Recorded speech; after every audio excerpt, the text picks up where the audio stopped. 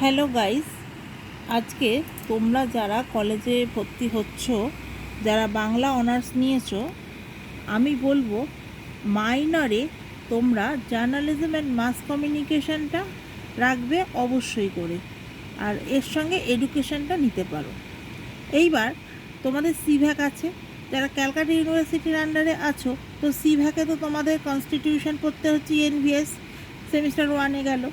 Semester 2-তে তোমাদের ইএনভিএসটা compulsory, তার সঙ্গে আইকেএস বা লাইফস্টাইল ডিজিজ যে কোনো একটা থাকবে। তো এগুলোর মধ্যে কম বেশি তোমরা পলিটিক্যাল সায়েন্স, হিস্ট্রি এগুলো তো পেয়েই যাচ্ছ। তাই এবার আইডিসি পেপার আছে, সেগুলো তো নয় বোটানি তোমায় যা হোক নিলে। আর বেঙ্গলি যেহেতু তোমাদের মেজরে থাকছে, তাহলে বেঙ্গলিটা হচ্ছে না। আর যদি বেঙ্গলিটা অনার্স নাও, এবার তার সাথে জার্নালিজম অ্যান্ড মাস কমিউনিকেশনটা নাও, হিস্ট্রিটা নিতে পারো, কিন্তু পলিটিক্যাল সায়েন্স, ফিলোসফি এগুলোকে অ্যাভয়েড করার চেষ্টা করবে। কেননা সিভ্যাক যেটা করবে, কনস্টিটিউশন পার্টটায় তোমাদের পলিটিক্যাল সায়েন্স থাকবে। আর যারা স্টেট ইউনিভার্সিটিতে আছো, তাদেরকে আমি সাজেস্ট করব যে তোমাদের তো প্রথম সিভ্যাকটা ইএনভিএস থাকছে, পরেরটায় তোমাদের থাকে যোগা অ্যান্ড ওয়েলনেস বা ইএনভিএসও থাকছে কারোর।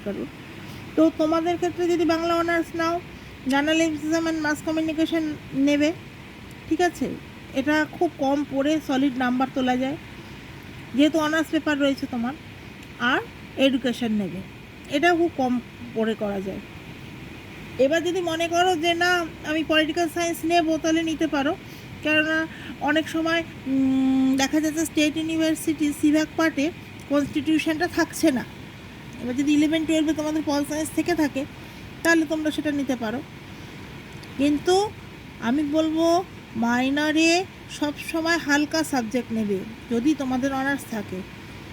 আর এখন তো এমন হয়েছে যে মাইনরেও যদি পেপার 1 যেটা থাকছে তার চেক করতে হচ্ছে একদম অনার্সের মতোই। তাই প্রথম থেকে বিষয় নির্বাচনটা যেন সঠিকভাবে করো, যাতে মার্কস ক্যারি করতে পারো অল্প পড়ে। সময় খুব অল্প থাকে, সিলেবাসটা হিউজ, কভার করতে পারা যায় না। সেটা যেন ঠিকঠাক করে তোমরা করতে পারো, যাতে সাপ্লি না আসে। Thank you.